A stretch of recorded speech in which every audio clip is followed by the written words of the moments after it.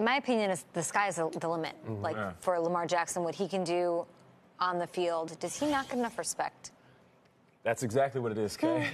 You have the trophies at home, and the main trophy is the Heisman, and what he's been able to do, not just as a passer, but as an athlete in running the ball when the pocket breaks down, his ability to get outside the pocket and make guys miss. Like, that's what makes him special. I get it when you see an athletic quarterback. I remember Tim Couch years ago. They said, well, let's see if he can play wide receiver. This is not that guy. Tim Tebow. This is not that guy. This is a quarterback who can drop back and throw the ball. Last week we were in Mount Laurel, and I broke down some footage about him dropping back in the pocket, pressure coming, and then him stepping up, resetting his feet, and then throwing. This is not just an athlete out there flinging the ball around. But here's the thing.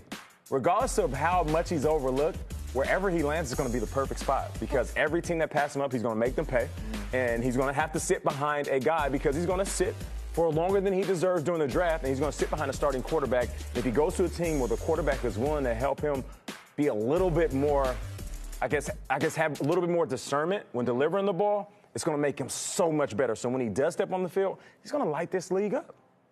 You know, I think the reason he doesn't get the respect, I wish I had something really sexy, but it's very practical. It's risk. You know, those picks at the top, you don't want to blow it. You tend to go for safer. And the biggest risk for Lamar Jackson is just him getting hurt. Like, there's nothing he can do about it. He's not a hugely built guy. He doesn't have that massive base like Dak Prescott does. And he gets a lot of comparisons to Deshaun Watson. Look what happened to Deshaun Watson last year. Get hurt. Michael Vick got hurt a lot. You know, we were talking about that Florida State game where he blew up. He ran for 146 yards and 4 touchdowns. That's really, really risky in the NFL. He's also not one of those guys who slides a lot. I like him, and I think he can make up for some of that stuff because he's just so athletic. But it terrifies guys because he could be great. He could be the greatest answer ever. If he gets hurt, he can't do anything for us. And it's a risk. Another guy who was athletic, came out of college with a lot of hype, athletic quarterback, Jake Locker out of Washington. Sure. And he was banged up a ton, and he could leave the pocket with the best of them. But one thing we do know, though, his numbers, people love Saquon. I love Saquon. Saquon's a monster. Lamar Jackson over the last couple of years, more rushing yards, more TDs. And this is your number one running back who I believe is a game changer. Lamar Jackson can throw the ball and also do that running with it. Led the league, or led the ACC in passing yards. And Schrager, I'll throw it out to you here. He had more rushing yards, more rushing touchdowns than Saquon Barkley over the past 2 years. Is that a bad thing just because of the injury? Risk? No, it's a wild statistic, Kay. I didn't know that. That's fantastic. Heisman Trophy winner also. This isn't a guy who just did it and put up huge numbers for an irrelevant team. He's won a Heisman. I think, so I had the report at the Combine that teams requested for him to also work out at receiver if he wanted, and that got taken out of proportion. That teams are saying, you'll never be a quarterback, you're only a wide receiver. The truth of the matter is, he's such an athlete, he's so dynamic, that teams requested, hey, if you would like to, we'd love to see if you could be a receiver. That no one was saying to him, you're never going to be a quarterback in the league, and you can't. It was, to me, the ultimate compliment, saying you're that good of an athlete that we'd love to see you there also. Look, in recent years, you've seen a guy like Jerick McKinnon just get a giant contract.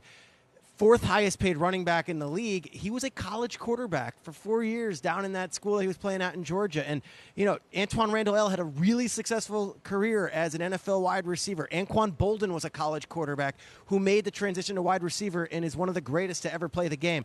So this whole not enough respect thing, I get it. And it's certainly a racially charged thing when you start telling a tremendous African-American quarterback that, hey, you're not going to be a quarterback in the NFL because you're such an athlete. I get all that.